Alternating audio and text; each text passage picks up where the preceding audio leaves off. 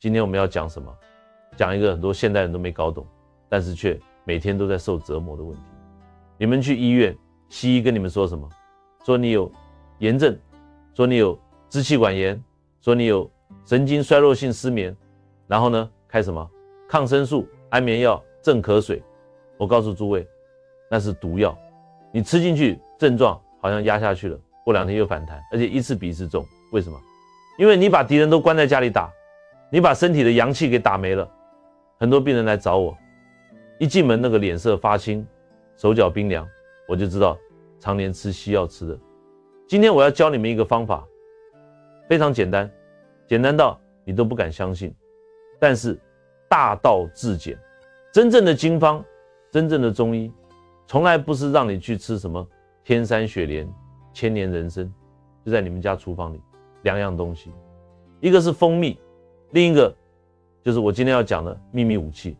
你只要把它们加在一起，每天早上空腹喝1勺，我跟你们讲，什么体内慢性的发炎、久治不愈的咳嗽，晚上翻来覆去睡不着的失眠，3天，给自己3天时间，你看看身体会发生什么天翻地覆的变化。这不仅是个方子，这是在救你们的命，是在帮你们找回丢失的阳气。首先我们要先纠正一个观念，现在很多人听到炎症这2个字就怕。西医怎么解释炎症？他告诉你是有细菌、有病毒，所以要杀菌、要消炎。但在我们中医眼里，尤其是我们伤寒论、经方派的眼里，世界上绝大多数的慢性炎症其实根本不是火，而是寒。诸位听清楚了，是寒。你们看那个炎字2个火，好像很热，对不对？但你看看现在的病人，慢性胃炎、慢性鼻炎、妇科炎症、前列腺炎，你去摸摸他们的手脚，绝大多数都是冰凉的。为什么？因为你的身体里有寒湿淤积，当寒气在这个地方停滞久了，身体的阳气、正气想要去攻打这个寒气，两军交战，局部就会充血、红肿、疼痛。西医看到了这个红肿，就说是发炎，就用抗生素这种极寒的药去压制它，结果呢，阳气被打退了，战场是冷下来了，但是那个寒邪更深入了，所以你的病永远好不了，永远反反复复。我们今天要用的这个方法，就是要反其道而行之。我们不用寒药去清热，我们用热药去化寒，这就是我今天要公布的那个1勺里的秘密成分——肉桂粉，蜂蜜加肉桂。这个组合在中医里有着极深的智慧，你们不要小看肉桂。在《神农本草经》里，肉桂是上药。在中医经方里，我们用桂枝汤、用麻黄汤，桂枝、肉桂的嫩枝是用来干嘛的？是用来解肌发表、调和营卫的。而肉桂是肉厚的那一层皮，它是入下焦的，是入肾的，是入心的。以肉桂补火助阳，引火归元。肉桂大热，纯阳之物。现在的入10个有9个是阳虚。你们天天喝冰水、吹空调、吃抗生素、熬夜，把身体搞得像个寒冰地狱。肉桂进去，就像在寒冬腊月里点了一把火，它能温中补虚，把脾胃的寒气散掉；它能温通经脉，让你的血流速度加快，把血管里的垃圾冲走。最重要的是，它能补命门之火。蜂蜜补中缓急，滋阴润燥。那为什么要加蜂蜜？诸位，肉桂是大热的，如果你单吃肉桂，有时候力量太猛，身体虚的人受不了。蜂蜜是什么？蜂蜜是甘味的。《黄帝内经》讲，甘能缓之。蜂蜜能把肉桂那股猛烈的火性稍微缓和一下，让它慢慢的释放。同时，蜂蜜是入脾胃的，能补中益气，它又能润肺，能解毒。肉桂加蜂蜜就是阴阳双补，肉桂补阳，蜂蜜滋阴。肉桂是火，蜂蜜是土，脾胃。火生土，土又能生金肺，这是一个完美的5行循环。好，我们现在具体来讲，为什么这个方子能治那3种病？炎症、咳嗽、失眠。攻克体内炎症，实则是寒湿淤堵。刚才我说了，慢性炎症多是寒湿，比如关节炎，西医叫关节炎，中医叫痹症，叫风寒湿三气杂质，你的膝盖积水肿痛，是因为里面太冷了，水气凝结在那里运化不掉。你吃消炎药有什么用？你喝肉桂蜂蜜水，肉桂进去把肾阳点燃，肾主骨，肾阳一足，关节里的寒湿瞬间就被蒸发掉了。再比如慢性胃炎，很多人的胃病是寒邪犯胃，一吃凉的就胃痛。蜂蜜补脾胃的津液，保护胃黏膜，肉桂把胃里的寒气散掉，促进胃部血液循环，这叫离燥当空，阴霾自散。太阳一出来，地上的湿气自然就没有了，这才是治本。二，根除久咳不愈，肺寒痰饮。现在很多人咳嗽，咳得半死，去医院检查肺部也没什么大问题，吃止咳糖浆也不管用。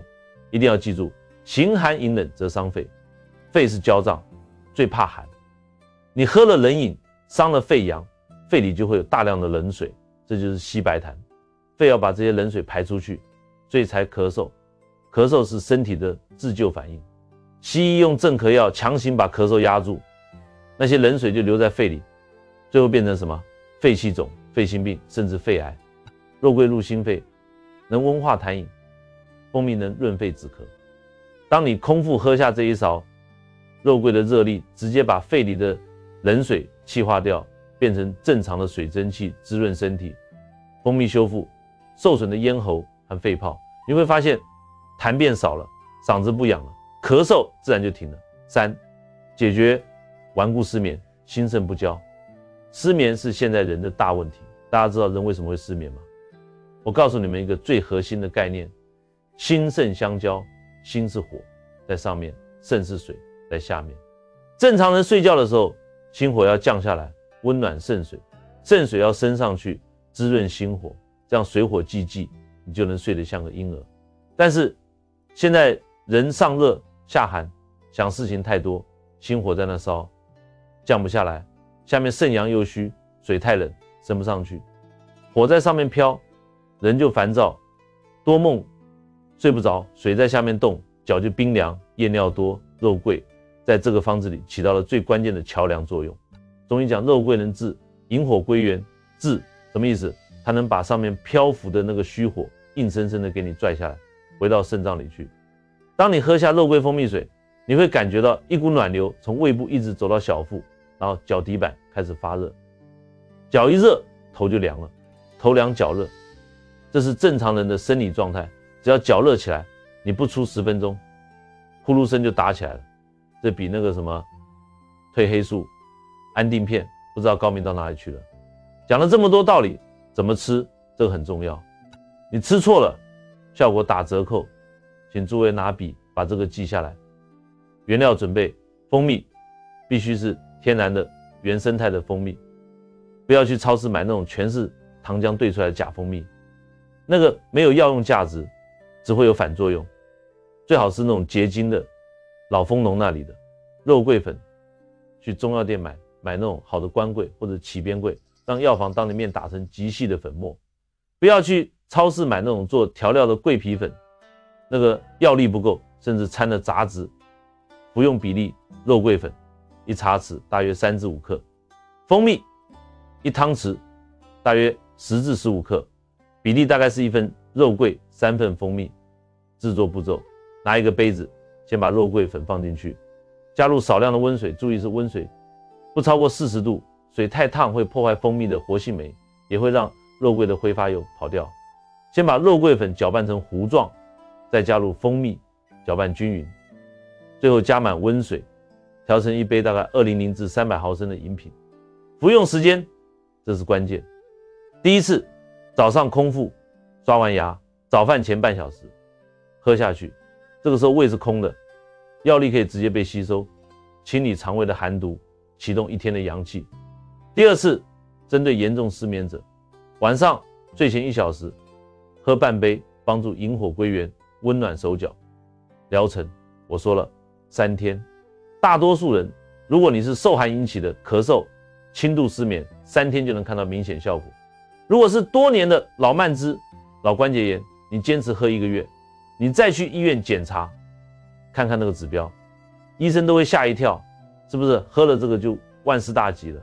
我告诉诸位，治病必求于本。这个方子是帮你扶阳气、驱寒邪的。但如果你一边喝这个，一边还在不断的制造寒湿，那神仙也救不了你。在喝这个神仙水的同时，我要你们必须做到以下几点，做不到的，不要说是我泥海下的学生。一，严禁喝牛奶。我骂过很多次了，牛奶是给牛喝的，不是给人喝的。牛奶寒湿甚重，喝进去就是一肚子阴寒痰饮。很多小孩子的哮喘、过敏、鼻炎都是牛奶灌出来的。你要想病，好，先把牛奶停了，喝什么？喝豆浆，喝粥。二，严禁喝冷饮，吃生食。中国人的胃是喜温的，你看那外国人喝冰水，因为他们吃牛肉多，体热。中国人吃五谷杂粮，体质偏虚。你一杯冰水下去，胃里的阳气瞬间熄灭，肉桂蜂蜜水喝再多也被你抵消了。水果也要少吃，要吃就吃当季的，别吃反季节的，也别吃冰镇的。三，停止滥用抗生素和维生素。感冒了，发烧了，那是身体在排寒，发烧是好事，是免疫系统在工作。你去打吊瓶，把体温压下去，寒气就内陷到心脏、肾脏里去了。维生素也是人工合成的化学品，我们食物里的营养足够了，不需要那些药片。是晚上11点前必须睡觉。你在治失眠，结果你天天熬夜刷手机，到凌晨2点，晚上11点到凌晨3点，是肝胆经排毒生血的时间。这个时间不睡，血就养不起来，血不养心，你当然失眠。大家要明白一个大道理，现在的时代和古代不一样，古代人是营养不良，所以需要滋阴。现代人是什么？是营养过剩，但是能量不足。大家听得懂吗？营养不等于能量，你吃的再好，大鱼大肉，那是阴。你的身体能不能把它消化掉，能不能把它变成气血，那是阳。现在的人天天坐在办公室吹空调不动弹，阳气本身就弱，再吃进去那么多高热量难消化的东西，加上冷饮，身体里堆满了垃圾，这些垃圾堆在哪里，哪里就生病。堆在血管就是高血压、心脏病，堆在肝脏就是脂肪肝，堆在皮肤下就是脂肪瘤、湿疹，堆在细胞里发炎腐烂，最后就是癌症。所以扶阳是现代人养生的第一要务。肉桂就是大自然赐给我们的小太阳，蜂蜜就是最好的温润剂。当你轻轻啜饮这口水，你实际上是在向你的身体发出一个明确而积极的信号，快醒醒吧，新的一天已经来临，太阳正从地平线上升起，是时候振奋精神，开始清理积累了一整夜的代谢废物，将那些无用的垃圾彻底清扫出去，让身体重新恢复活力与洁净。我曾经治过一个病人，是一个40多岁的妇女，全身疼痛，被西医诊断为纤维肌痛症，治了好几年，止痛药当饭吃，胃都吃坏了，人也肿了一圈，头发大把掉，晚上根本睡不着。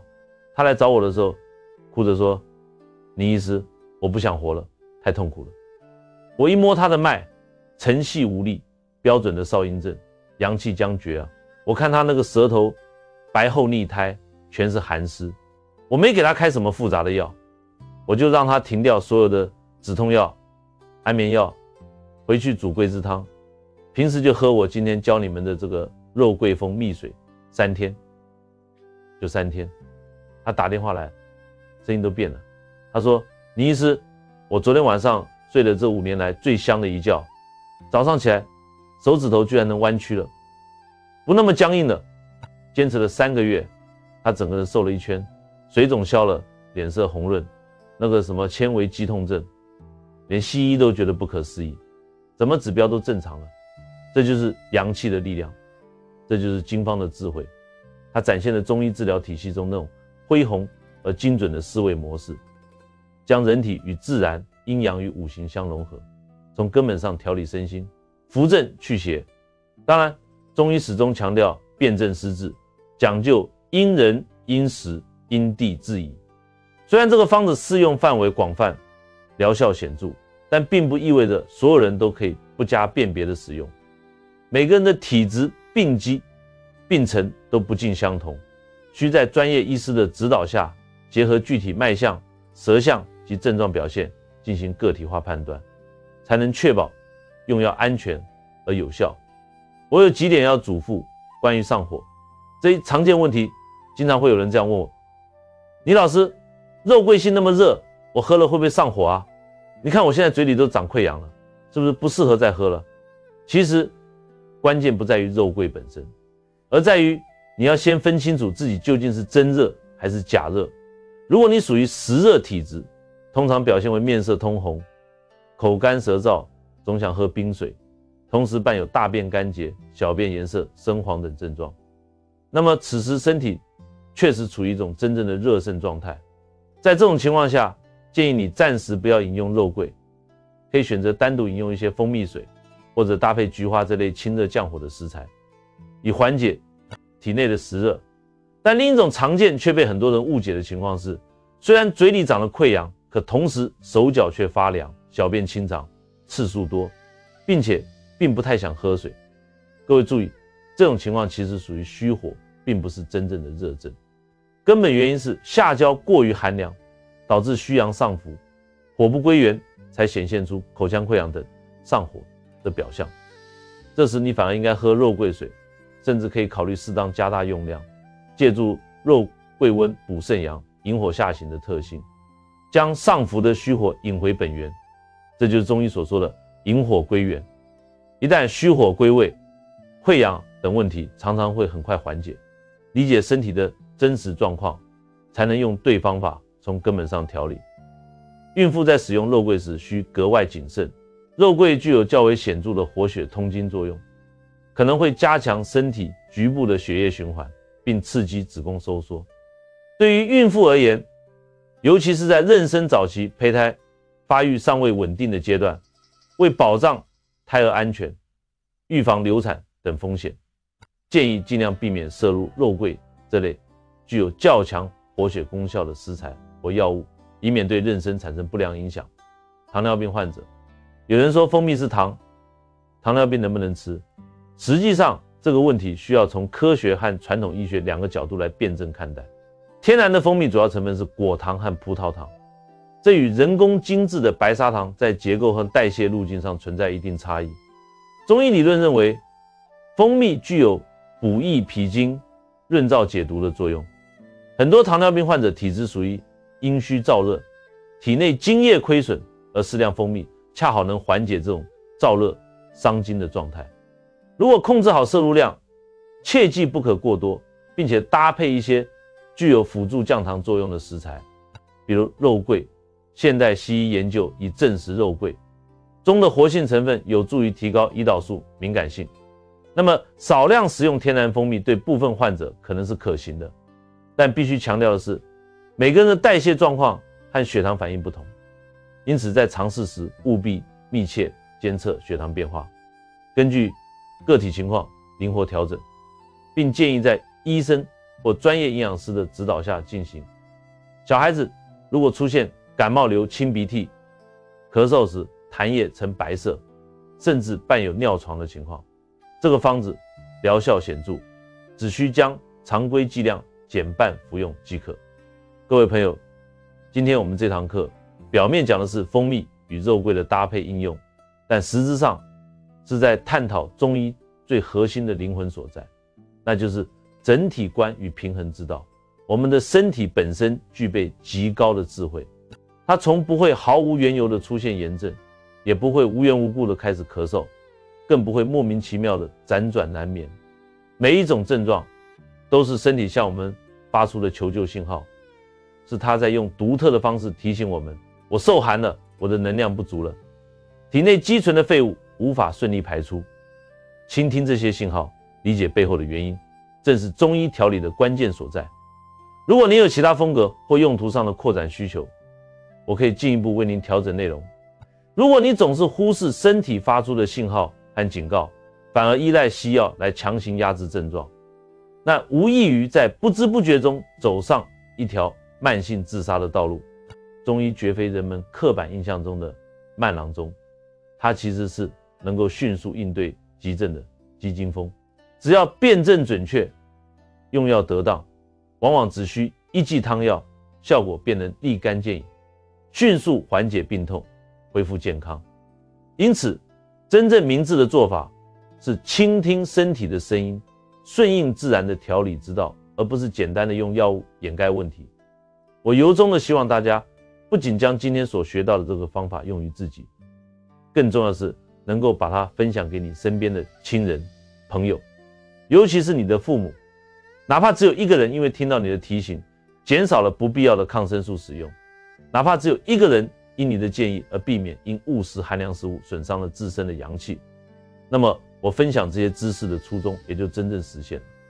请一定牢记我所说的，你自己的身体就是最懂得治愈的医生，你每日所吃的天然食物就是最温和而有效的药物，而你家的厨房其实就是守护健康最好的场所。归根结底，保护阳气就是守护你生命的根本能量，它决定了你的活力、你的免疫、你的整体生命状态。让我们从自身做起，把健康的理念传递出去，共同守护我们与所爱之人的生命之火。